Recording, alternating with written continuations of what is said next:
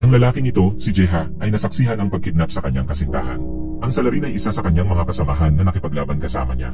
Ngunit pagdating niya, ang utak ng krimen ay nakasakay na sa isang sasakyan. Ang taong iyon ay walang iba kundi si Congressman Park Kwon-soo ng South Korea.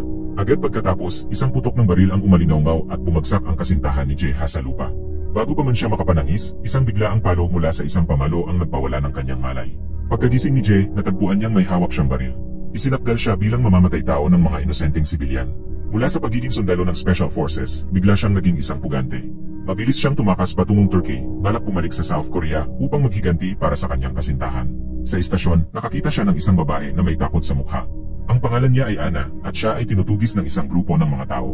Nang makita ni Anna na si Jeha ay isang Koreano rin, nakiusap siya na tulungan siya. Ngunit sa sandaling iyon, ayaw makialam ni Jeha. Nang makita ni Anna na itinaboy ni Jeha ang kanyang kamay, wala siyang nagawa kundi ang tumakbo palayo. Di nagtagal, natuntun siya ng kidnapper. Nang akmang dadalhin na si Anna, biglang lumitaw si Jeha. Bilang isang elite na bayarang sundalo, taglay niya ang pambihirang kakayahan sa pakikipaglaban. Sunod-sunod niyang inatake ang lalaki, dahilan upang umatras ito. Hindi nagtagal, pinabagsak niya ang lalaki. Nang suriin niya ang ID nito, napagtanto niyang isa itong pulis. Dahil dito, mabilis na tumakas si Jeha mula sa istasyon ng tren. Sa kanyang pagtakbo, hinarangan siya ni Anna, nagmamakaawang isama siya pabalik ng Korea. Sa sandaling iyon, dumaan ang dalawang patrol officers. Napansin nilang may kakaiba at naghanda silang magsiyasat. Walang nagawa si Jeha kundi bigyan ng senya si Anna na lumayo muna. Matapos noon, mabilis niyang pinatulog ang dalawang opisyal. Pagkalabas niya sa istasyon, nakita niyang nadakip na si Anna. Nakita niya itong nasa loob ng sasakyan, malakas na kumakatok sa bintana, patuloy na nakiusap kay Jeha na iligtas siyang muli. Ngunit, ang lalaking nasa tabi ng sasakyan ay nagpakita ng kanyang police badge. Pinalaan nito si Jeha na huwag makialam sa lehitimong pag-aresto. Wala nang nagawa si Jeha kundi sumakay ng taxi at dumiretso sa paliparan. Makalipas ang 6 na buwan, bumalik si Jeha sa Korea. Nagtatrabaho siya bilang trabahador sa isang kumpanyang gumagawa ng dekorasyon. Isang araw, tinawagan siya ng kanyang amo at inutusan siyang ayusin ang isang billboard. Ang inakala niyang simpleng trabaho ay tuluyang nagbago sa kanyang buhay. Sa isang hindi inaasahang pangyayari, ang larawan sa billboard ay ng lalaking nasa loob ng silid. Isa siyang miyembro ng National Assembly na si Congressman si John, isa rin sa mga kandidato para sa susunod na halalan sa pagkapangulo. Hindi alam ni Congressman si John na lihim na nilagyan ng pampatulog ng isang babae ang kanyang alak. Ang una niyang reaksyon ay lumapit at halikan siya, ganap na walang kamalay-malay sa ginawa nito kanina. Bigla namang may isang panayam sa TV na nakakuha ng kanyang pansin. Ang ini-interview ay ang kanyang asawa, si Choi Yoo-jin. Malumanay magsalita ang kanyang asawa at mukha itong madaling lapitan, ang perpektong imahe ng unang ginang ng bansa. Habang iniinom ang natitirang alak sa kanyang baso, pinanood ni Congressman si John ang TV. Mabilis naging maselan ang atmosfera sa silid. Habang walang pakialam, sinimulan siyang hubaran ng babae. Sa sandaling iyon, napansin ni si John si Jeha sa labas na inaayos ang billboard. Lumingon siya sa babae at sinabihang isara ang mga kurtina. Ngunit bago pa niya matapos ang kanyang pangungusap, nakaramdam siya ng matinding pagkahilo. Noon lang niya napagtanto na may inilagay ang babae sa kanyang alak, pero huli na ang lahat. Ngumiti ang magandang babae kay Jeha sa mapanuksong paraan bago niya tuluyang isinara ang mga kurtina. Samantala, isang grupo ng mga lalaking nakaitim ang sumalakay sa gusali. Ang kanilang mabilis at organisadong kilos ay nagpapatunay na sila ay bihasang mandirigma. Walang laban ang mga security forces sa kanila. Ang grupong ito ay ipinadala ng isa pang kandidato sa pagkapangulo upang tapusin si Congressman si John. May dala silang mga kamera upang makakuha ng maraming ebidensya tungkol sa pagtataksil ni si John. Nakita ni Jeha ang lahat mula sa labas ng bintana. Agad niyang hinimok ang matandang babaeng tumulong sa kanya noon na tumakas. Sa sandaling iyon, isa sa mga lalaking nakaitim ang tumingin kay Jeha sa bintana. Pagkatapos, walang awa niyang pinalo ang matandang babae at natumba sa sahig. Nang makita niyang sugatan ito at nakahandusay, hindi na napigilan ni Jeha ang sarili. Walang pag-aalinlangan, agad siyang kumilos, hinugot ang isang screwdriver at inihagis ito ng direkta sa bintana. Ang maliit na bitak sa salamin ay sapat na upang sipain niya ito at pumasok sa loob. Matapos makapasok sa gusali, sinugod ni Jeha ang mga lalaking nakaitim. Sinumang lumapit sa kanya ay agad niyang pinabagsak at tumilapon sa paligid. Mabilis na nagkaroon ng kaguluhan sa loob. Samantala, sa gitna ng labanan, isang security officer ang pinindot ang alarm button dahilan upang agad na malock ang silid ni Congressman si John. Nang marinig ang alarma, dumagsa ang mas maraming tauhan ng mga kalaban mula sa ibaba. Nakita ng isa sa mga security officers sa surveillance cameras ang dami ng paparating na mga kalaban, kaya't dali-dali siyang tumawag ng backup. Sa kabila nito, mag-isa pa rin nakipaglaban si Jeha sa mahigit 10 lalaking nakaitim. Mabilis at eksakto ang kanyang mga galaw. Di nagtagal, dumating ang mga pulis, kaya napilitang umatras ang mga kalaban. Pinanood ni Jeha habang inilalagay sa ambulansya ang matandang babae, at doon lamang siya nakaramdam ng bahagyang ginhawa bago umalis sa lugar. Pagkagising ni Congressman si John, agad niyang tinawagan ang kanyang asawa. Iniutos na asikasuhin ang trabahador na nakakita sa kanyang mukha. Ang dahilan kung bakit siya ganito kabilib sa sarili ay dahil ang kanilang kasal ay isang palabas lamang. Sa katotohanan, ginagamit lamang ng magkabilang panig ang isa't isa. Ang makapangyarihang pamilya ng asawa na nagmamay-ari ng isang chaebol ay sumusuporta sa kandidatura ni Congressman si John bilang Pangulo ng South Korea. Kung siya ay mananalo, matutulungan siyang mabawi ang kanyang posisyon bilang tagapagmana ng conglomerate. Sa sandaling iyon, dinampot ng asawa ang telepono at tinawagan ang pinuno ng strike team, inuutusan itong tapusin agad ang problema. Samantala, bumalik si Jae-ha sa kanyang tirahan at nagsimulang mag-impake upang umalis. Biglang may ingay ng sasakyang dumaan sa takip ng imburnal na nakakuha ng kanyang pansin. Lumabas na ang strike team na ipinadala ni Madam Eugene ay natunto na siya.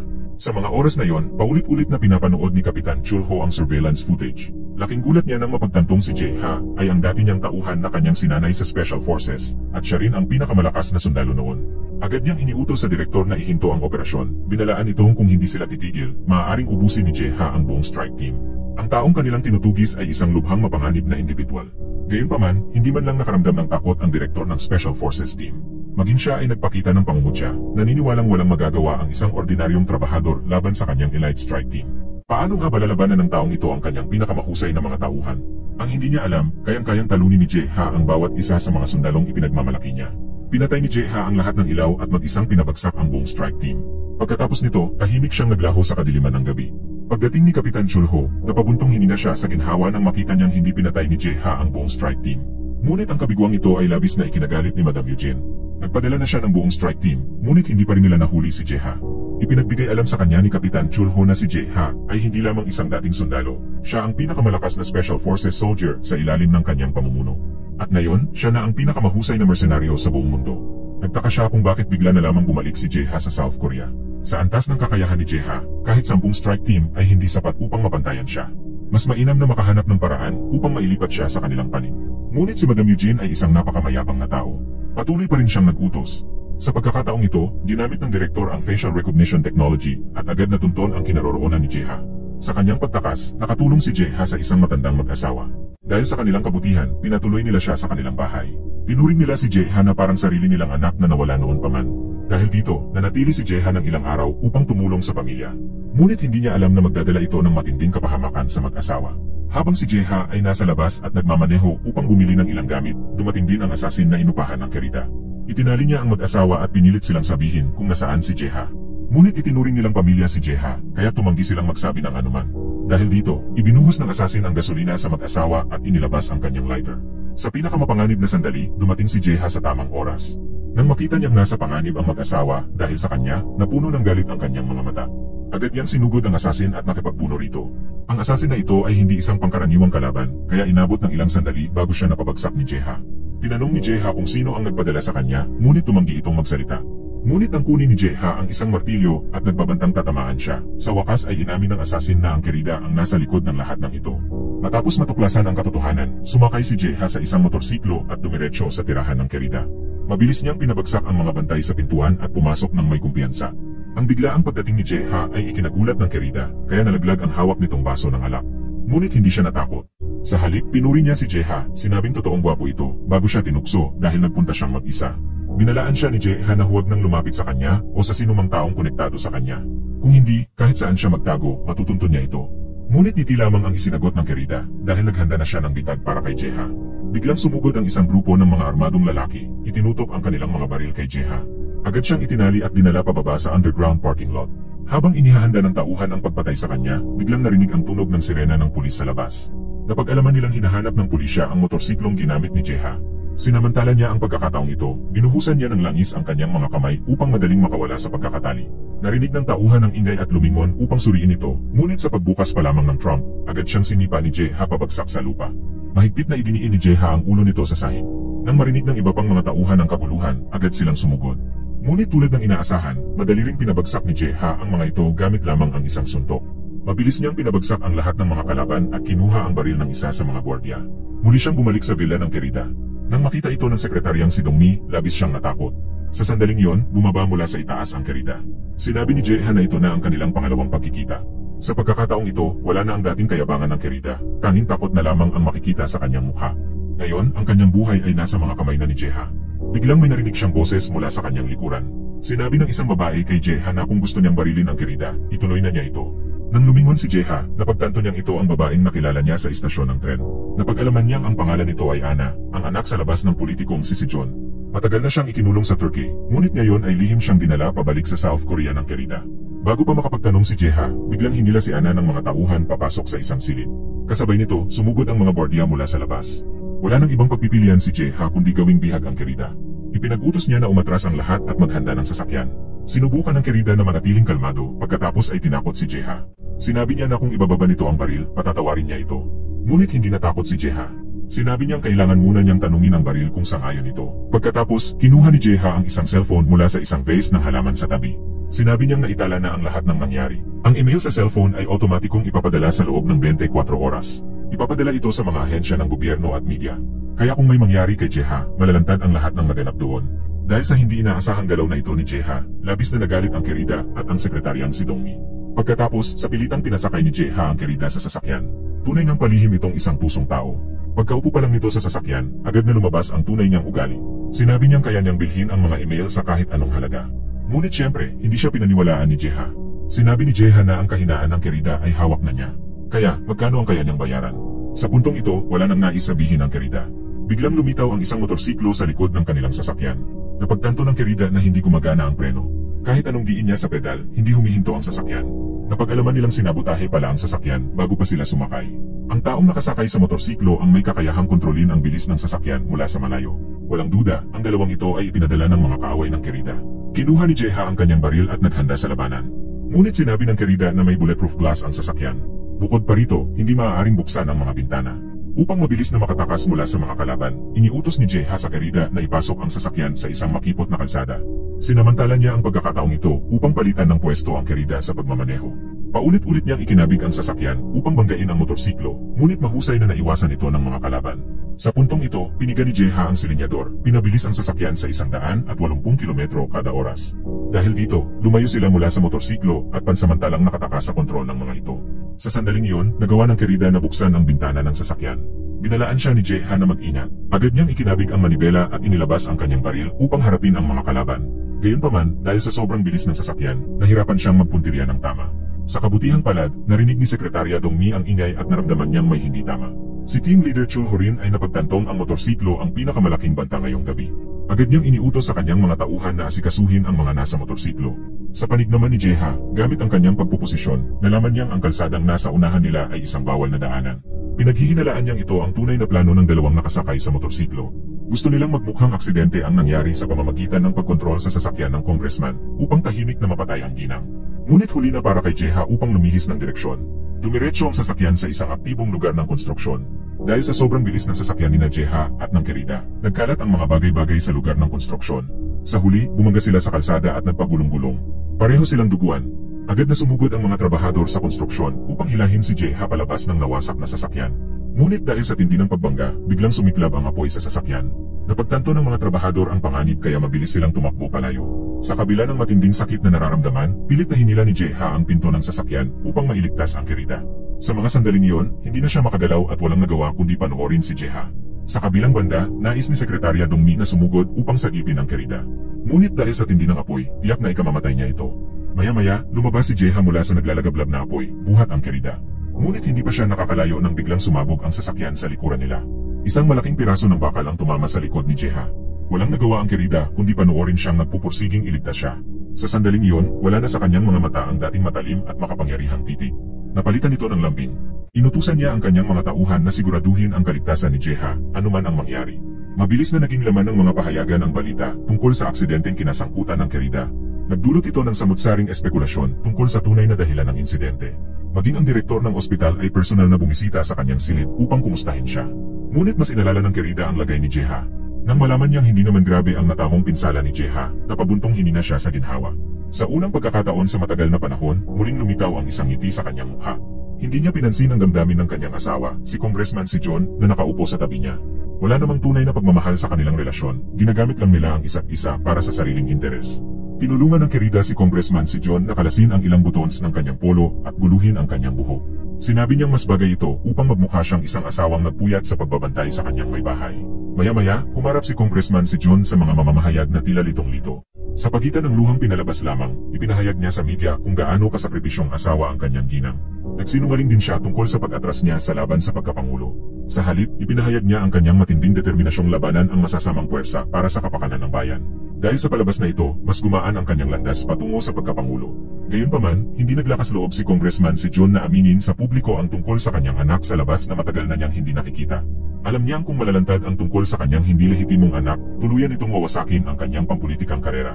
Samantala, binisita ni Kapitan Chulho si Jeha sa kanyang silid sa ospital.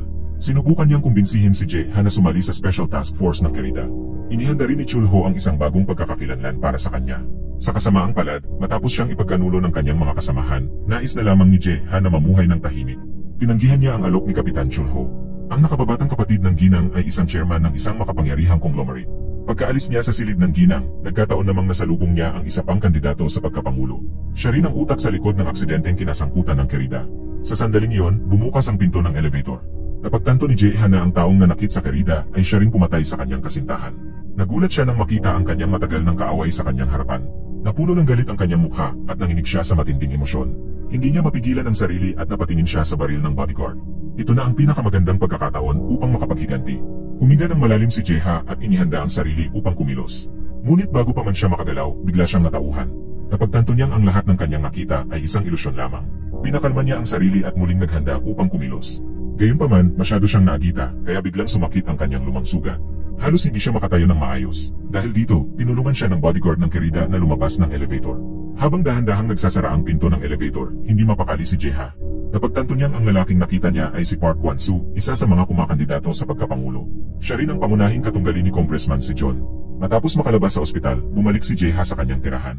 Personal siyang gumawa ng isang bomba. Ang espesyal na bombang ito ay sasabog kapag may nalanghap itong hininga ng tao sa paligid. Kasunod nito, sinimulan niyang imbestigahan ang pang-araw-araw na schedule ni Park Kwan-soo.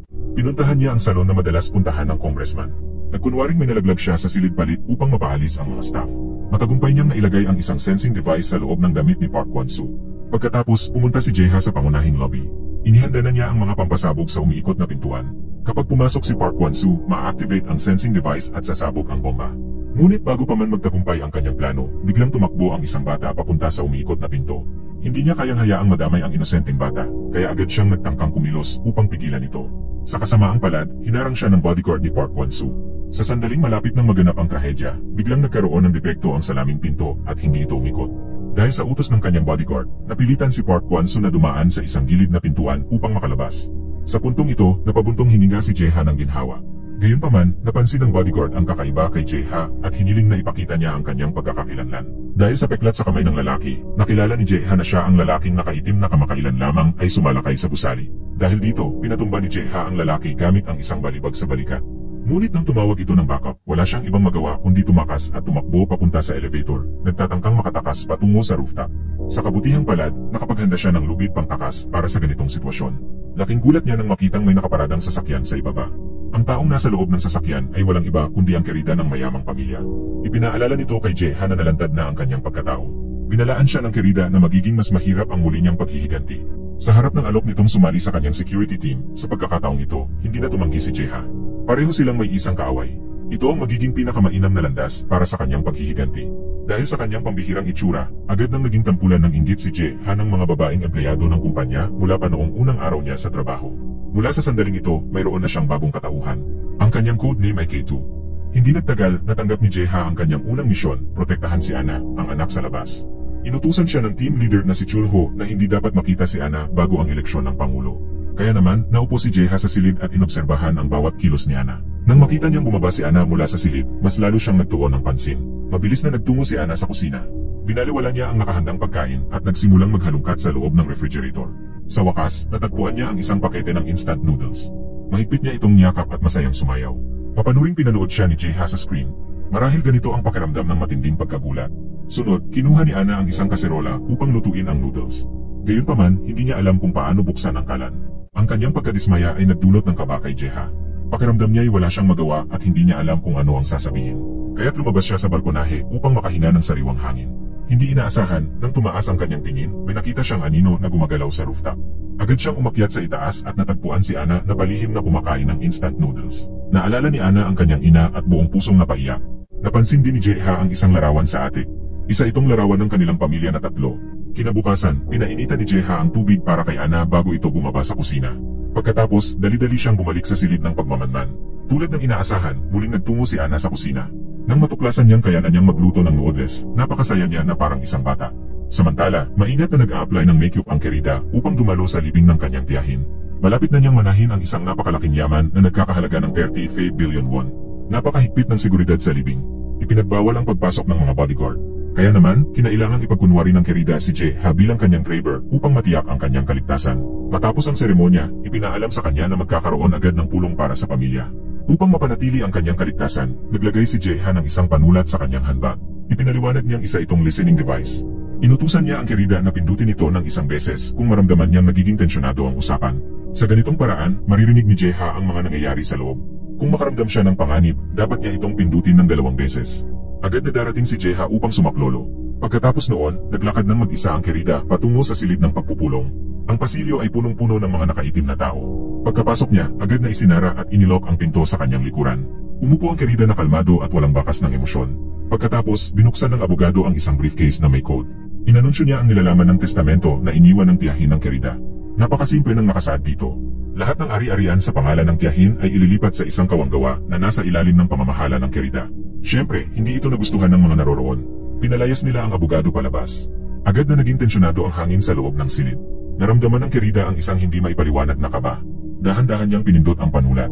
Sa labas, sabay na natanggap ni Jeha ang pag-uusap na nagaganap sa silid ng pulong. Hiniling ng kanyang amain at madrasta na ipasa niya ang mga shares upang mapaghati-hay siya nila. Sumagot ang Querida na dapat nilang sundin ang huling habilin ng kanyang tiyahin. Hindi inaasahan, diretsahang inalok ng chairman ang 3 beses na halaga kapalit ng shares. Bago pa makapagsalita ang Querida, biglang nagsalita si Congressman si John na nakaupo sa kanyang tabi. Sinabi nitong napakaganda ng alok na iyon. Sa halagang iyon, magiging mas madali ang kanyang kampanya sa pagkapangulo. Tunay ngang napakahalaga ng pamana mula sa tiyahin para sa magkabilang panig. Ang sinumang makakakuha ng mga shares ay magiging tagapagmana ng mayamang pamilya. Ngumiti ang Querida at tinanggihan ang alok ng chairman. Nakita ng lahat ang kanyang matibay na paninindigan na hindi makipagkompromiso. Kaya't nagpa siya silang agad na ipatawag ang lupon ng mga direktor upang bumoto para sa bagong chairman ng kawanggawa. Malinaw na nais nilang alisin ang kapangyarihan ng Querida. Sa puntong ito, labis siyang nagalit. Hindi sinasadya na tabig niya ang panulat. Nasalo ito ng kanyang half-brother at diretsong pinindot ang pindutan. Dahil dito, biglang naputol ang signal ni Jeha sa labas. Ngayon, ganap nang nakahiwalay ang Querida sa nakasaradong silid ng pulong. Banta sa kanya ng mga kamag-anak na ipasa ang mga shares. Kung hindi siya sumunod, tatanggalin siya bilang chairman ng board. Nangako silang patuloy na susuportahan ang kampanya sa pagkapangulo ni Congressman si John kung siya ay sasangayon. Sa puntong ito, kinuha ng Querida ang kanyang telepono upang humingi ng tulong. Ngunit napansin niyang naharang ang signal sa lugar. Napilitan siyang tumawa sa kawalan ng pag-asa. Pwede bang ang negosyo ng pamilya na itinaguyod ng kanyang ama ay mawawala sa kanya? Sa labas, labis na nag-aalala si Jeha tungkol sa kaligtasan ng Querida. Pumunta siya upang kumuha ng payong mula sa trunk. Ngunit nang makarating siya sa pasilyo, naharang siya ng mga bodyguard. Ayaw nang mag-aksaya ng oras ni Jeha, kaya't agad niyang pinatulog ang mga ito. Siyempre, walang laban ang mga taong ito sa kanya. Sa isang mabilis na shoulder throw, pinabagsak ni Jeha ang huling tao. Dahil nakalok ang pinto ng meeting room mula sa loob, sinadyang pinatakbo ni Jeha ang fire alarm. Layunin niyang mapilitan ang mga tao sa loob na buksan ang pinto at tumakbo palabas na parang naguguluhan. Sa huli, ang Querida na lang ang natira sa loob ng silid. Pumunta si Jeha at binuksan ang payong. Dahan-dahang humarap ang Querida at nakilala si Jeha. Naroroon siya upang iligtas siya muli. Ibinigay ni Jeha ang panyo sa Querida. Mahigpit itong niyakap sa kanyang kamay. Sa sandaling iyon, marahil ay nakaramdam ang Querida ng isang apoy ng pagnanasa kay Jeha. Bagamat hindi niya pinindot ng 2 beses ang pindutan ng panulat, naintindihan ng lalaking ito ang kanyang nararamdaman. Lumabas ang Querida mula sa silid sa ilalim ng proteksyon ni Jeha. Pinalibutan sila ng mga bodyguard, sinubukang harangin ang kanilang daraanan. Ngunit sa isang matalim na sulyap mula kay Jeha, nagbigay daan ang lahat ng bodyguard. Pati na rin si Congressman si John, na sumusunod mula sa likuran, ay tinanong ng Querida ng kalmado na gumamit ng ibang sasakyan.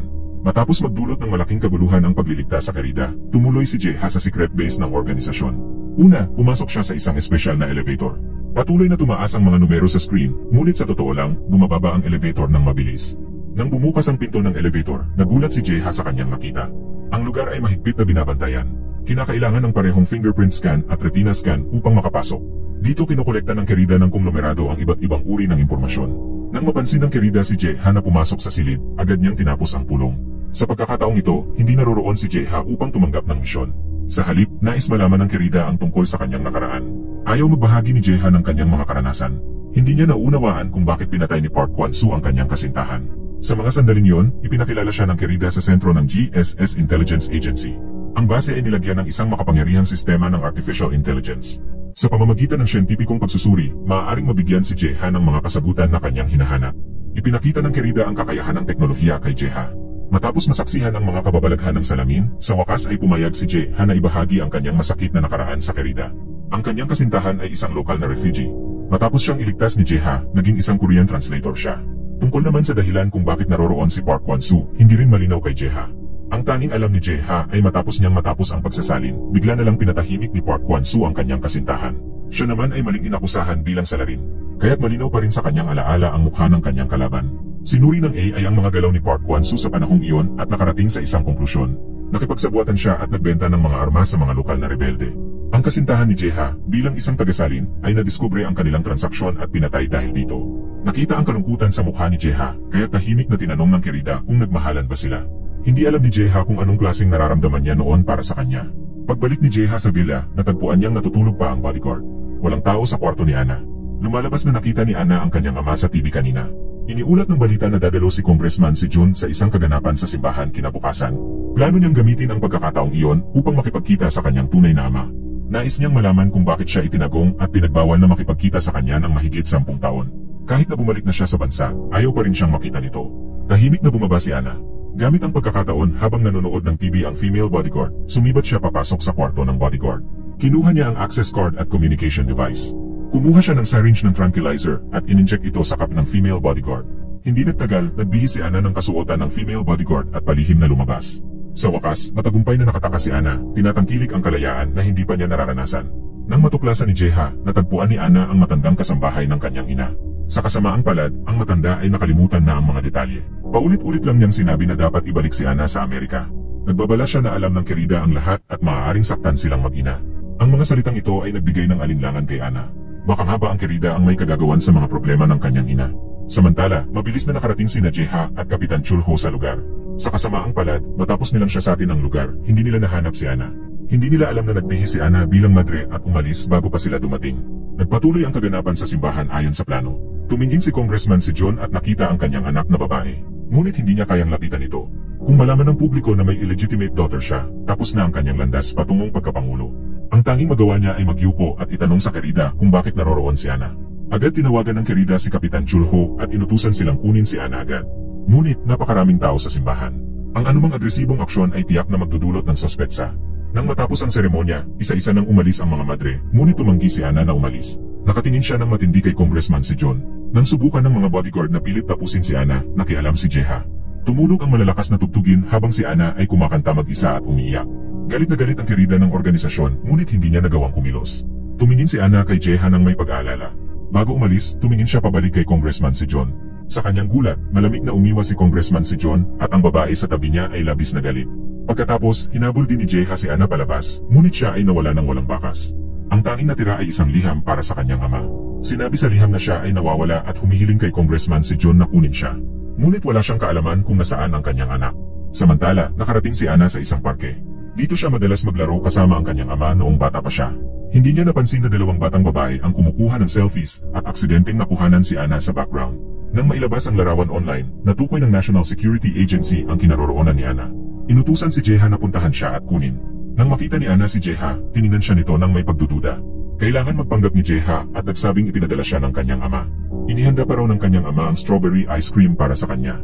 Ngunit hindi alam ni Jeha na may malalang allergy si Ana sa strawberries. Akala ni Ana ay galit sa kanya ang kanyang ama, kaya kumain siya ng ice cream nang walang pag-alinlangan. Hindi nagtagal, nagsimulang magkaproblema siya sa paghinga. Sa huli, nawalan siya ng malay sa mga braso ni Jeha. Nang matuklasan ni Jeha na may allergy si Ana sa strawberries, ramdam niya ang matinding pagsisisi. Nawalan ng malay si Ana dulot ng allergic reaction. Labis na nag-aalala si Jeha. Nagmaneho siya ng mabilis, ngunit dahil sa espesyal na pagkakakilanlan ni Ana, hindi siya maaaring dalhin sa ospital. Wala siyang magawa kundi dalhin si Ana sa punong himpilan ng National Security Agency. Sa kabutihang palad, natulungan si Ana ng mabilis na medical na atensyon. Nang magising siya, pakiramdam pa rin niyang mahina siya. Ipinaalam ng doktor kay Ana na si Jeha ang nagdala sa kanya sa tamang oras.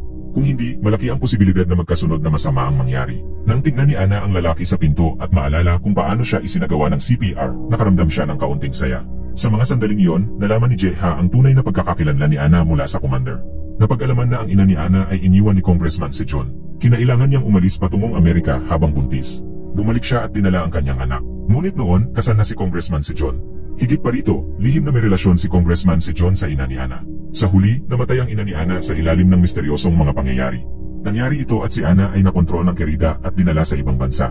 Hindi nagtagal, nang bumalik ang Querida sa National Security Agency, nagpunta siya sa kwarto ng ospital habang si Jeha ay nakaduty sa labas. Naniwala si Ana na ang Querida ang may kagagawan ng kamatayan ng kanyang ina. Higit pa rito, pinipigilan siya ng Querida na makita ang kanyang ama. Sinabi ng Querida na hindi nais ni Congressman si John na makipagkita kay Ana. Lahat ng ito ay dahil sa kanyang kakulangan ng malasakit at hindi siya nakialam. Samantala, nakaramdam ng pagkakasala si Jeha at sumang-ayon kay Ana. Nangako siya na dadalhin si Congressman si John para makita siya. Sa sandaling iyon, si Congressman si John ay naghahanda para sa kanyang talumpati. Ngunit, nagpakita siya ng masama at gumamit ng maduming pakana laban sa magandang makeup artist. Pagkatapos ng talumpati, nagmadali siyang maghubad. Hindi niya alam na ang babaeng ito ay isa ring itinakda ng kanyang kalaban. Pagpasok ni Congressman si John sa banyo, binuksan ng makeup artist ang pinto. Inabot ng isang bodyguard sa makeup artist ang isang hiringgilya na may nakalagay na anesthesia. Nakatago si Jeha malapit at nasaksihan ang lahat ng nangyari. Mabilis siyang pumasok sa pinto para sabihan si Congressman si John. Sinabi ni Jeha na ang congressman ay nasa panganib at kailangan nilang sundan siya. Agad na naintindihan ni Congressman si John kung ano ang nangyari nang makita niya ang babae sa sahig. Sa mga sandaling iyon, dumating ang mga pulis sa labas. Sa kabutihang palad, mabilis na kumilos si Jeha. Kung hindi, mahuhuli si Congressman si John na may kasalanan. Mabilis na dinala ni Jeha ang congressman palayo sa lugar. Gayunpaman, nang marinig na dinala siya ni Jeha para makita ang kanyang anak na si Ana, naging balisa si Congressman si John at inutos na itigil ang sasakyan. Hindi pinansin ni Jeha ang kanyang hiling. Hindi galit kay Congressman si John ang mga aksyon ni Ana. Siya'y isang pabigat para sa kanya. Nang marinig ito, pumayag si Congressman si John na makipagkita sa kanyang anak. Iginiit niya na kailangan protektahan ni Jeha si Ana ng mabuti. Tinanong niya kung paanong isang ama ay maaaring magtakwil ng sariling anak ng walang malasakit. Alam niyang tanging sa pagiging presidente at pagkakaroon ng ganap na kapangyarihan niya lang maiiwasan ang kontrol ng pamilya ng Querida at matutulungan ang kanyang anak. Samantala, ang Querida ay minamanmanan ang lahat mula sa secret base. Pinili ni Congressman si John ang kanyang mga salita at nagkunwaring hindi niya alam ang tungkol sa allergy ni Ana. Sa wakas, nagkita ang mag-ama. Malungkot na binanggit ni Ana ang kamatayan ng kanyang ina na naniniwala siyang ang Querida ang nasa likod nito. Ang tanging magawa ni Congressman si John ay aliwin si Ana, sinasabing ang mga pangyayaring iyon ay matagal nang nakalipas. Ang pinakamahalagang bagay kay Congressman si John ngayon ay makalahok sa eleksyong pampanguluhan. Wala nang ibang bagay na mahalaga. Patuloy na naramdaman ni Ana na siya ay isang pabigat sa kanyang ama, kaya tahimik siyang humiga. Matapos ang ilang araw ng paggamot, ganap nang gumaling si Ana. Inuwi siya ni Jeha sa villa. Habang iniisip ang mga nangyari sa mga nakaraang araw, naramdaman ni Ana na iba si Jeha kumpara sa iba pang mga bodyguard. Ang pagiging malapit sa kanya ay nagbigay sa kanya ng pakiramdam ng kaligtasan. Ngunit pagkababa nila ng sasakyan, napansin nila na may isang tao na kumukuha ng mga larawan nila. Nalaman nila na ang larawan ni Ana sa parke ay kumalat na sa internet. Nais ni Jeha na lumapit upang pigilan ito. Ngunit naisip niya ang isang paraan upang protektahan si Ana. Sa halip na itago siya sa isang madilim na kwarto, pinili niyang hayaan siyang lumabas sa publiko. Pumili pa siya ng ibang tao upang tawagan ang mga media at ipaalam na si Ana ay anak ng yumaong starlet. Ito ay isang nakakagulat na balita. Upang matiyak ang kaligtasan ni Ana, tinuruan siya ni Jeha kung paano haharapin ang media gamit ang mga partikular na galaw ng kamay. Di nagtagal, ang lugar sa labas ng villa ay napuno ng mga reporter. Nakita rin ng Querida ang balitang ito. Natakot siya na baka ipahayag ni Ana ang kanyang tunay na pagkakakilanlan sa media na maaaring makasira sa pagkakataon ni Congressman si John sa pagkapangulo. Agad na nag-ayos ang Querida ng isang special task force upang patayin si Ana sa villa. Sa mga sandaling iyon, alerto na si Jeha, tinitingnan ang kanyang paligid. Pumwesto siya ng isang babaeng bodyguard upang mag-blend in sa mga tao. Hindi nagtagal, dumating na ang special task force, ngunit ang unang assassin na pumasok ay tahimik na napatumba ni Jeha. Ipinadala niya si Ana sa loob para manatili muna doon. Ang pangalawang assassin ay mabilis ding napatumba sa mga kakayahan ni Jeha. Tiniyak niya kay Ana na ligtas na sila. Ngunit sa kanilang pagbalik, nakasalubong ni Jeha ang pinuno ng team. Mukhang matindi ang taong ito. Tinapon pa niya ang kanyang baril, nais makipaglaban kay Jeha ng mano-mano. Ang dalawa ay nagsimula ng matinding laban, wala sa kanila ang nakakalamang. Samantala, nagtipon ng lakas ng loob si Ana at lumabas mula sa villa. Ipinakilala niya ang kanyang sitwasyon sa mga reporter. Nagmamadali ang Querida at nang makita si Ana na napapalibutan ng mga reporter, naramdaman niya ang matinding tensyon. Habang tinatanong ng mga reporter si Ana tungkol sa kanyang ama, iniutos ng ministro sa asasin na magbukas ng putok. Ngunit hindi alam ng ministro na naasikaso na ni Jeha ang dalawang asasin. Napilitan siyang paalalahanan ang natitirang asasin na nakatago sa crowd na kumilos. Ngunit bago makapag-blend in ang assassin, napagtagumpayan ito ng babaeng bodyguard na inilagay ni Jeha. Pagkatapos ng ilang saglit ng pag-aalangan, inihayag ni Ana na ang kanyang ama ay ang yumaong direktor na si Go Junho. Si Ana ngayon ay nagiging pinakamalaking banta sa Querida. Kung magsabi siya ng kahit isang maling salita, mawawala ang lahat sa Querida. Kapag umalis na si Ana sa paningin ng lahat, maaari na siyang gawing target ng pagpatay. Kinabukasan, kakaibang binati ni Ana ang lahat at nag-almusal pa kasama nila sa kauna-unahang pagkakataon. Sa mga sandaling iyon, dumating si Jeha sa secret base. Tinanong siya ng Querida kung bakit siya tumutulong kay Ana. Pinagalitan siya ni Jeha dahil sa pagiging malamig na puso. Noong una, plano niyang tapusin ang matandang mag-asawa sa hardin ng prutas, at ngayon, nais pa niyang gawing target si Ana, isang inosenteng tao. Ang mga galaw ng Querida ay walang kaibahan sa ginawa ni Park Kwon-soo. Ipinahayag ni Jeha na hindi niya nais na maging isa pang biktima si Ana tulad ng kanyang kasintahan. Nasabi niya ito nang hindi na mamalayan na inihalin tulad na niya si Ana sa kanyang kasintahan. Gayunpaman, ang pinaka-importanting gawain ay ang harapin si Park Kwon-soo. Ito ay isang karaniwang layunin nilang dalawa. Kung makakakita sila ng ebidensya ng smuggling ng mga armas ni Park Kwon-soo, matatalo nila ito ng tuluyan. Bago umalis, pinaalalahanan siya ng Querida na unahin ang kanyang kaligtasan. Ngunit sinabi ni Jeha sa Querida na huwag mag-alala tungkol sa kanya. Sinabi niyang kayang-kaya niyang protektahan ang sarili. Nang bumaba siya at ang iba pa sa pangunahing hall, hindi inaasahan nilang nakatagpo sila ng kanyang kapatid Sama. Sinusundan siya ni Ana. Agad na nagdulot ito ng tensyon sa Querida. Ang dahilan ng paglapit ng kapatid sa kanya ay malinaw na upang makipagkumpetensya para sa posisyon ng tagapagmana ng kumpanya. Sa mga sandaling iyon, nais ng kapatid na kunin si Ana, ngunit nag-intervene ang Querida. Binigyan siya ng pagbabanta na kung hindi siya pumayag, ipapaalam niya sa publiko ang pagkakakilanlan ni Ana. Bukod dito, dahil si Ana ay isa ng pampublikong tao, hindi na niya kailangan ang pahintulot ng Querida para pumunta kahit saan. Dahil sa sitwasyong ito, nagpagod ang Querida at pinanood na lang ang dalawang umalis. Sinundan sila ni Jeha kasama ang mga bodyguard. Gamit ang dahilan ng pagpapakita kay Ana sa isang psychologist, dinala sila ng kapatid ng Querida sa ospital. Napansin ni Jeha na ang doktor ay isang kakilala ni Ana, kaya nag-relax siya ng kaunti. Sa pagkakataong iyon, sinubukan ng kapatid ng Querida na hikayatin si Jeha na makipag-alyansa sa kanya. Ngunit wala namang interes si Jeha dito. Bigla niyang naramdaman na may kakaiba. Nagmadali siyang pumunta sa klinika, ngunit natagpuan niyang wala ni isa sa mga tao doon. Nang matanto ng Querida na nahulog siya sa bitag ng kanyang nakababatang kapatid na si Choi Sung-won, labis siyang nagalit. Inutusan niya ang buong GSS Special Forces team na mag-mobilize upang hanapin ang kinaroroonan ni Ana. Ginamit ng GSS team ang mga surveillance camera upang matukoy ang sasakyan ni Choi Sung-won. Si Jeha ang unang nakarating sa lugar. Ibinigay ng driver kay Jeha ang cellphone ni Choi Sung-won. Ang mensahe ay nagsasaad na si Jeha lamang ang dapat pumunta mag-isa, kung hindi, mapapahamak si Ana.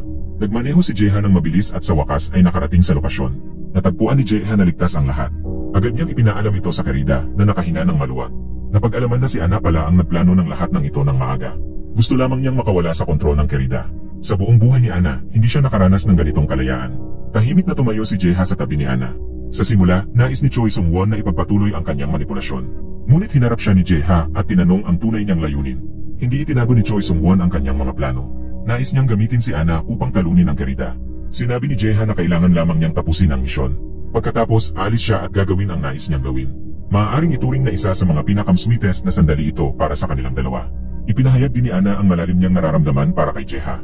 Ngunit nagsisimula pa lang ang kanilang kwento. Maraming hamon ang naghihintay sa kanila. Bilang asawa ng isang kandidato sa pagkapangulo, madalas na nakikilahok ang Querida sa mga interview. Ngunit ngayon, may kaunting pagkakaiba. Lahat ng tanong mula sa host ay tungkol sa ina ni Ana. Alam ng lahat na malapit na magkaibigan si Ana at ang Querida. Hindi inaasahan, dinala si Ana ng kapatid ng Querida sa eksena. Ang nakakagulat na pangyayaring ito ay nagdulot ng kabuluhan sa mga nanonood. Pagkatapos umakyat ni Ana sa entablado, sinabi niyang pinaghihinalaan niyang ang pagkamatay ng kanyang ina taon na ang nakalipas ay hindi isang aksidente. Noong araw ng insidente, bumili ang kanyang ina ng 2 tiket na papuntang Amerika. Kung nais niyang umalis sa mundong ito ng mag-isa, wala nang dahilan para gawin yun. Siguradong may mas malalim na dahilan pa sa likod nito. Pagkatapos ng interview, pinagalitan ni Jeha si Ana sa pagpunta sa eksena ng walang permiso. Bilang tugon, inilabas ni Ana ang case file tungkol sa pagkamatay ng kanyang ina. Ipinakita nito na hindi uminom ng sleeping pills ang kanyang ina bago pumanaw. Bukod dito, may mga senyales na siya ay tinali na nagmumungkahi na maaaring siya ay nasaktan ng ibang tao. At matibay na naniniwala si Ana na ang Querida ang may kinalaman sa pagkamatay ng kanyang ina. Samantala, ikinalungkot ng Querida na hindi niya agad tinapos si Ana. Kung patuloy na magpapakita si Ana sa harap ng media at ibubunyag ang kanyang pagkakakilanlan bilang iligal na anak ni Congressman si John, mawawala ang lahat ng pagsusumikap ng Querida. Inutusan ng Querida ang kanyang sekretarya na si Dong Mi na agad na tanggalin si Ana. Ngunit pinaalalahanan niya na huwag saktan si Jeha. Hindi inaasahan na nakita ni Dong Mi kung paano nabighani ang Querida sa pagmamahal, kaya't wala siyang intensyon na isagawa ang utos. Hindi nagtagal, isang grupo ng mga misteryosong tao ang dumating na may daladalang maleta. Si Jeha, na nasa itaas, ay aksidenteng nakita ang pangyayaring ito. Agad niyang naramdaman na may hindi tama. Napag-alaman niyang ang maleta ay may lamang nakakalason na gas. Inilagay ng grupo ang mga device sa ibabang palapag. Pagkatapos, nagsuot sila ng mga gas mask. Isang makapal na ulap ng usok ang nagsimulang tumaas. Alam ni Jeha na ito ay plano ng Querida. Nais niyang humingi ng tulong. Ngunit natuklasan ni Jeha na na-block ang signal ng telepono. Mabilis siyang tumingin sa paligid. Kinuha niya ang isang patungan upang makapasok si Ana sa ventilation shaft at makatakas. Ngunit tumanggi si Ana na iwan siya. Nang makita ang nakakalason na usok na kumakalat sa bahay, ipinaliwanag ni Jeha na kung mananatili siya, maaabala siya sa pangangalaga sa kanya. Sa huli, pareho silang hindi makaliligtas. Inakyat ni Jeha si Ana at tinulungan siyang pumasok sa ventilation shaft. Pagkatapos, ginamit niya ang landline upang tawagan ang Querida. Sa kanyang gulat, ang sumagot ay si Sekretarya Dongmi. Sinabi ng sekretarya na abala ang Querida. Kung may mangyari, ipaalam sa kanya. Pinaalalahanan ni Jeha ang sekretarya na magpadala ng tao upang pigilan ang nangyayari. Ngunit tinanong siya ng sekretarya kung bakit kailangang pigilan ito. Nagpasya si Sekretarya Dongmi na labanan ang mga utos ng Querida. Inihahanda niyang tapusin sina Jeha at Ana. Ang nakakalason na usok ay kumalat na sa buong gusali. Ang mga gwardiya ay nalanghap ang nakakalason na gas at hindi makalaban. Kinailangan ni Jeha na takpan ang kanyang ilong at bibig. Nag-counterattack siya mula sa likuran. Mabilis niyang pinatumba ang 2 tao at inalis ang gas mask ng isa. Ngunit hindi inaasahan, nakatagpo siya ng pangalawang grupo ng mga assassin sa hallway. Sila ay armado at inatake si Jeha. Sa dilim, natanggal ang mask ni Jeha. Ibinasi niya ang kanyang pakikipaglaban sa kanyang mataas na kasanayan sa kombat. Ang 2 panik ay nakipaglaban ng matindi. Samantala, si Ana sa ventilation shaft ay labis na nag-aalala. Nagbigay si Jeha ng isang malakas na sipa na nagpabagsak ng isang tao. Ngunit sa huli, matapos malanghap ang sobrang dami ng nakakalason na gas, siya ay tumilapon pabalik. Isang asasin ang lumapit upang tapusin si Jeha. Hindi inaasahan, si Ana ay tumakbo palabas mula sa likuran. Dala niya ang isang fire extinguisher at pinatumba ang 2 tao. Patuloy na tinatawag ni Ana si Jeha, ngunit hindi ito sumagot. Isang lalaking nakaitim ang mabilis na tumayo at dahan-dahang lumapit sa kanya. Napilitan si Ana na umatras ng dahan-dahan at magtago sa likod ng isang haligi. Sa kasamaang palad, ang kanyang pag-ubo ay nagbigay alam sa lalaki ng kanyang kinaroroonan. Ipinatong ni Ana ang mask kay Jeha. Siya mismo ay nalanghap ang malaking halaga ng nakakalason na gas. Sa huli, parehong nawala ng malay ang 2. Hindi nagtagal, dumating ang babaeng bodyguard at ang kanyang mga kasamahan upang iligtas sila. Samantala, si Congressman si John ay inakusahan ng kanyang kalaban na si Park Kwan-soo. Siya ay kasalukuyang ikinoconduct ng investigasyon. Bilang isang independenteng kandidato, siya ay may suporta ng maraming mamamayan. Ngunit habang papalapit ang eleksyon, kung hindi siya mailalabas agad, mawawala sa kanya ang pagkakataong magkampanya. Ang resulta ay tiyak na hindi iyon ang nais ng Querida na mangyari. Sa puntong ito, ang tanging opsyon ay direktang patayin si Park Kwan-soo. Ngunit ang pagpatay kay Park Kwan-soo ay hindi madaling gawain. Ang sinumang ipadala upang isakatuparan ang pagpatay ay malamang na makakaranas ng isang kakilakilabot na kapalaran.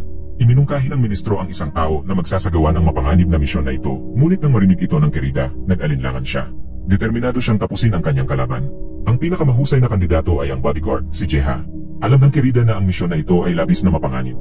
Palagi siyang nag-aalangan at hindi makapagdesisyon. Minsan na siyang iniligtas ni Jeha at magkasama silang nakipaglaban. Paano niya kayang hayaan na maglagay ng ganitong panganib ang isang taong mahal niya? Ngunit sa huli, tinawag pa rin ng Querida si Jeha. Tiningnan ni Jeha si Ana at pumayag na ayusin si Park Kwan-soo. Bagaman ayaw ni Ana na umalis siya, nagpatuloy si Jeha papunta sa secret base. Nagbigay siya ng 2 kondisyon. Una, hiniling niyang huwag galawin si Ana, at ikalawa, nais niyang ipagkaloob ang buhay ni Sekretarya Dongmi. Si Sekretarya Dongmi, na palaging tapat sa Querida, ay sumang-ayon sa mga kondisyon ni Jeha. Bago ang operasyon, sinabi ng Querida kay Jeha na kung makakaranas siya ng panganib, maaari niyang iwanan ang misyon. Ang nais lamang ng Querida ay makauwi siya ng buo. Pinagtawanan siya ni Jeha na nagsabi na hindi ito katulad ng karaniwang estilo niya. Hindi niya nakita ang nararamdaman ng Querida para sa kanya. Habang pinagmamasdan ang malayong itsura ni Jeha, nakaramdam ng matinding sakit sa puso ang Querida. Samantala, ang buong GSS raid team ay inilipat. Tumanggap si Jeha ng tawag mula kay Ana. Alam niyang kakaiba ang misyon na ito at pinayuhan si Jeha na tiyakin na makakabalik siyang buhay sa kanya. Sa kabilang linya, si Sekretarya Dongmi ay nakipag-usap din sa leader ng raid team. Inutos niyang anuman ang mangyari sa pagpatay, dapat natapusin si Jeha pagkatapos ng misyon.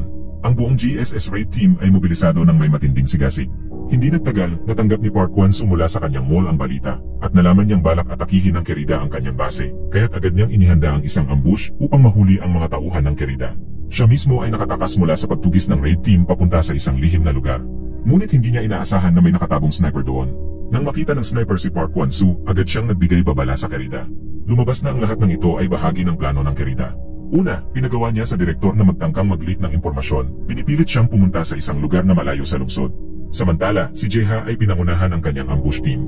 Nagkunwari sila ng leader ng team bilang mga pulis at sumunod sa likuran. Hindi inaasahan, natuklasan sila ng assistant ni Park Kwan-soo. Sa kabutihang palad, nakapwesto na ang mga sniper sa paligid, kaya't mabilis nilang nakatakas. Hindi nagtagal, nakipagbakbakan ang 2 panig sa isang magulong laban, at sinuportahan ni Park Kwan-soo ang kanyang mga bodyguards. Pagkatapos, umatras siya sa isang bahay, at sinundan nila Jeha at ang leader ng team sa loob. Sa gitna ng kabuluhan, nabaril ang leader ng team. Sa kabutihang palad, dumating si Jeha sa tamang oras upang iligtas siya. Ngunit kung hindi nila nahuli si Park Kwon-soo, lahat sila ay tiyak na mamamatay. Kaya't hindi pinili ni Jae-ha kundi iwan ang leader ng team. Nang sandaling iyon, nakataka si Park Kwon-soo papunta sa isang lihim na silid. Bago pa magsara ang ligtas na pinto, tumalon si Jae-ha papasok. Akala ni Park Kwon-soo ay nakatakas na siya ng matagumpay. Nang lumingon siya, natagpuan niya ang isang baril na nakatutok sa kanya. Nakikita ang matalim na tingin ni Jae-ha, nanginig si Park Kwon-soo at napaluhod, humihiling na iligtas ang kanyang buhay. Galit na galit si Jae-ha. Nagpaputok siya ng ilang bala sa kisame. Desperado niyang nais maghiganti kay Park Kwon-soo. Ngunit nang kalmaduhin ang sarili, naalala niya ang pangako niya kay Ana na babalik siyang buhay. Kung papatayin niya si Park Kwon-soo ngayon, alam niyang hindi siya makakalabas ng ligtas mula sa kwarto. Sinabi rin ng Kerida na para sa isang tao tulad ni Park Kwon-soo, ang kamatayan ay hindi ang pinakamadilim na bagay. Ang pinakamasakit na parusa ay ang sirain ang kanyang kampanya sa pagkapangulo. Kaya't pinigilan ni Jae-ha ang sarili at nakipagnegosasyon kay Park Kwon-soo. Una, hinihingi niyang pakawalan ang kanyang mga kasamahan sa labas. At pagkatapos, hiniling niyang tawagan ni Park Kwon-soo ang Kerida. Sinamantala ni Jae-ha ang sitwasyon at nagdemand ng malaking halaga ng ransom mula kay Park Kwon-soo. Alam ni Park Kwon-soo ang mga taktika ng Kerida, kaya't agad siyang sumang-ayon ng walang pag-aalinlangan. Alam din ng Kerida ang kalagayan ni Jae-ha. Dahil nais niyang makauwi siyang ligtas, sumang-ayon siyang palayain si Park Kwon-soo. Ngunit iginiit niyang pakawalan nito si Congressman Sejong ng gabing iyon. Inihayag na si Congressman Sejong ay sumali sa ruling party. Pagkatapos lumabas si Jae-ha, bitbit ang bag ng pera. Pagbalik, nagmadali si Ana upang yakapin siya. Sa kabilang banda, pagpasok ni Congressman Sejong sa bahay, binigyan niya ng sampal ang kanyang asawa, binabalaan siyang huwag galawin si Ana. Ang Kerida ay nakaramdam ng sakit at pagkabigo. Matapos ang lahat ng kanyang pagsusumikap upang iligtas siya, ganito siya tinrato. Tanging siya lamang ang maaring sisihin dahil hindi naging matalino noon na pakasalan siya.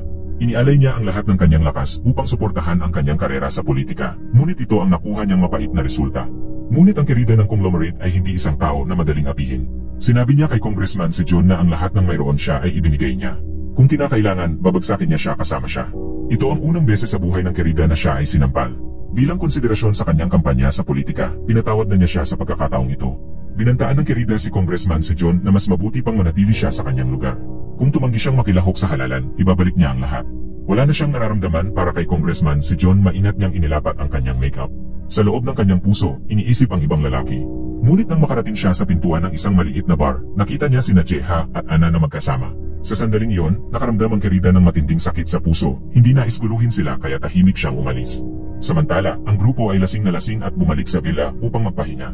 Maingat na binanliluhan ni Ana ang mga sugat ni Jae-ha. Pagkatapos noon, umakyat sila sa rooftop. Kinabukasan, pumunta si Jae-ha sa base. Ipinahayag ng kanyang mga kasamahan ang kanilang pasasalamat sa kanya. Iniligtas niya ang buong GSS raid team noong nakaraang araw. Ipinahayag din ni Secretary Dong-mi ang kanyang taos-pusong pagpapahalaga. Sa kabutihang palad, hindi napansin ni Jae-ha, kaya't naligtas ang buhay ni Secretary Dong-mi.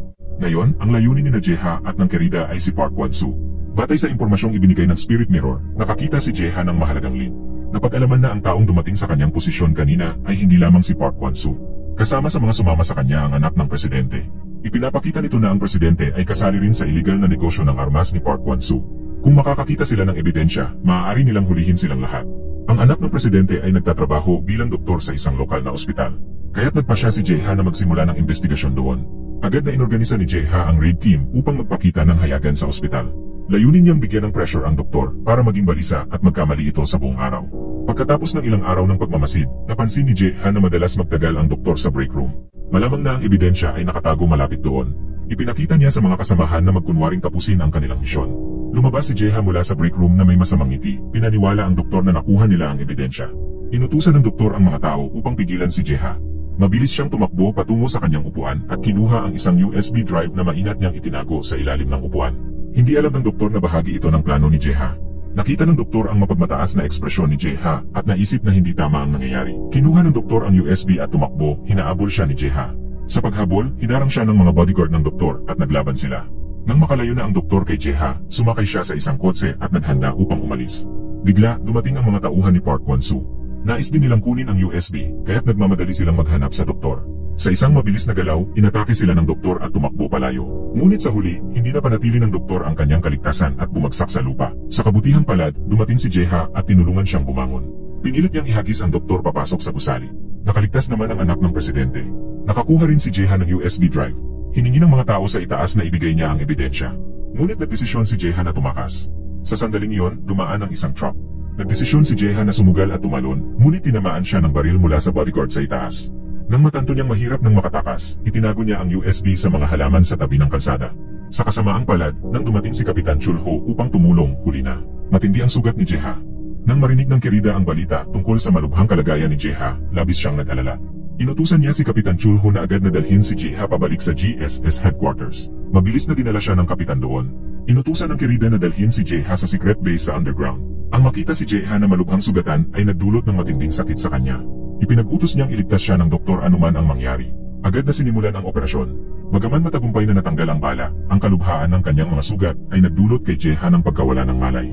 Habang pinagmamasdan ng Querida na binibigyan ng pang-emergency na pag-aalaga si Jeha, puno siya ng lungkot. Bawat pindot ng defibrillator ay nagdudulot sa kanya ng matinding kaba.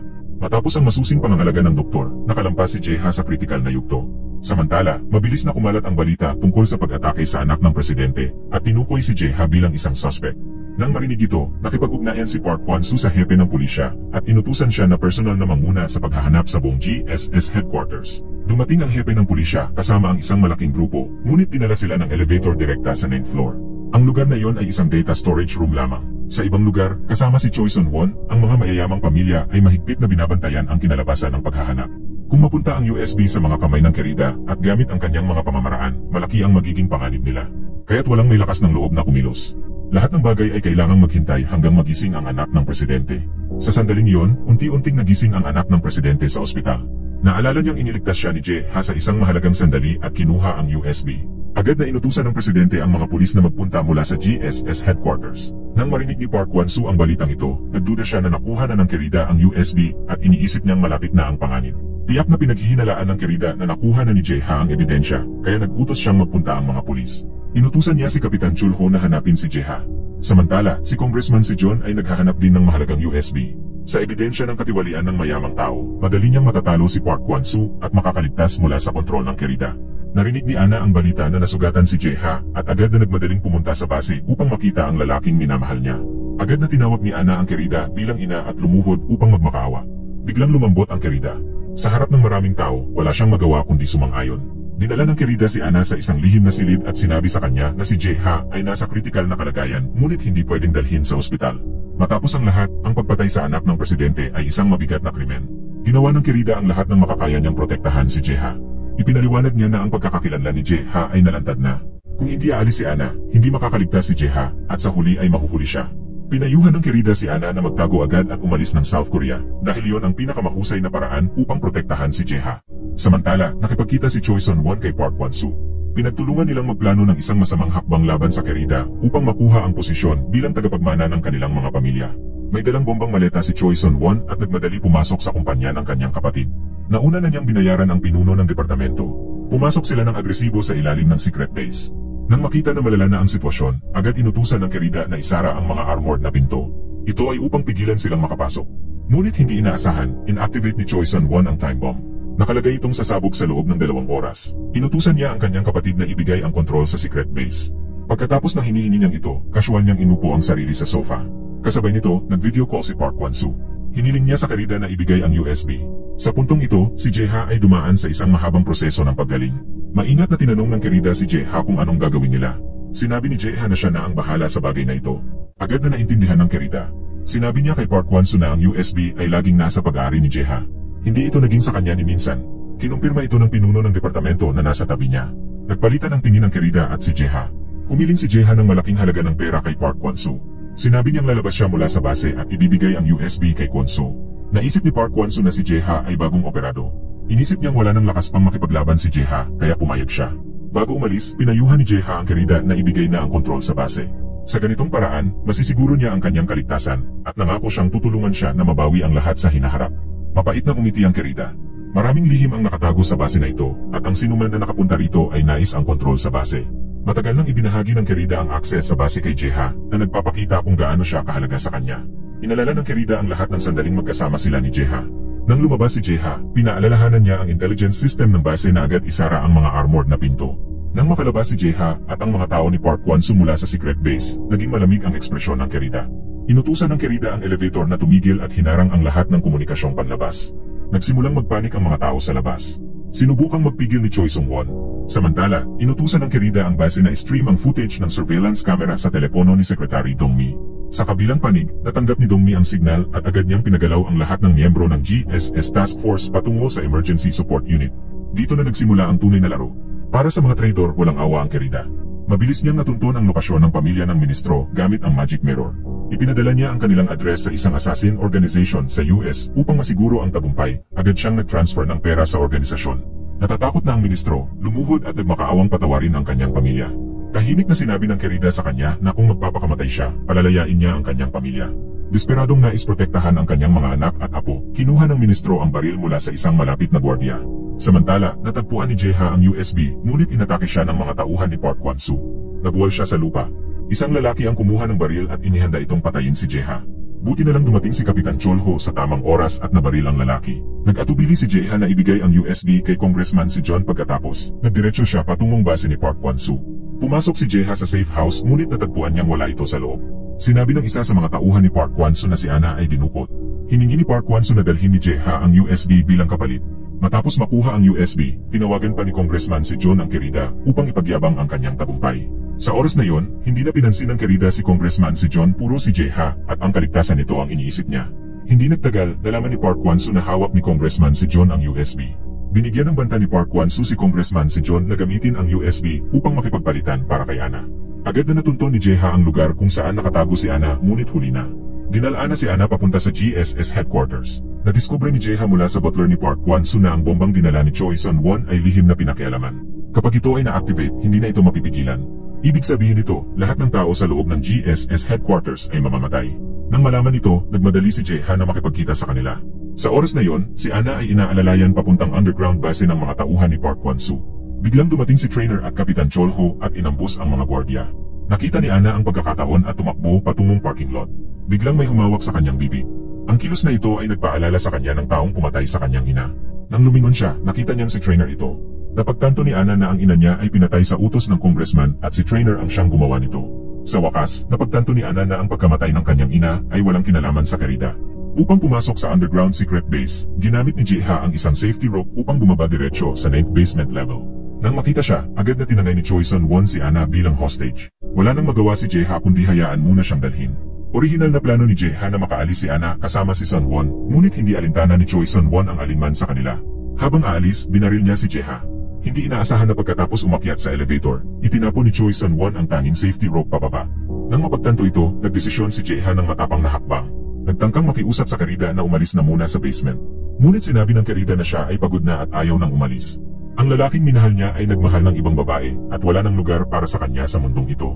Sinabi ng Querida kay Jeha na kailangan lang niyang iligtas si Secretary Dongmi. Tahimik, nagtulungan silang apat papunta sa elevator. Inutusan ni Jeha ang mga nasa itaas na barilin ang kable ng elevator upang mahulog ito sa walang gap sa ibaba. Pagkasara ng elevator doors, lumabas si Congressman si John. Sinabi niyang nais niyang dalhin ang bomba sa bulletproof room upang mabawasan ang epekto ng pagsabog. Sa ganitong paraan, may pagkakataon ang natirang mga tao na makaligtas. Ipinagkatiwala niya si Ana kay Jeha na naging dahilan ng pagluha ni Ana dahil sa sakit ng puso. Agad pumasok si Congressman si John sa sealed room, hinila ang bomba sa likod ng glass door. Habang ang mga katrabaho sa unang palapag ay nag-aalala na tinatawag si Jeha. Hindi nagtagal, naupo si Ana sa pwesto na minsang hawak ng Querida, at ngayon ay naging tanging tagapagmana ng pamilya Chaebol. Samantala, si Park Kwan-soo ay tinali ni Jeha at iniabot kay Kapitan Cholho. Pinilit siyang tapusin ang sariling buhay. Sa kabilang banda, lumabas si Secretary Dongmi mula sa sasakyan, at nasa loob si Choi Sung-won, ang bunsong kapatid na lalaki ng Querida. Hindi nagnanais ng kapangyarihan si Ana na minsan ay hawak ng Querida. Inalay niya ang kanyang posisyon bilang tagapagmana ng conglomerate at inilantad ng publiko ang mga lihim na nakapaloob sa USB na natagpuan niya sa sealed room. Ang politikal na mundo ng South Korea ay nahulog sa kaguluhan sa isang iglap. Nagpunta sila ni Jeha sa Spain kung saan namuhay sila ng malaya. Maraming salamat sa panonood. Hanggang sa muli, paalam.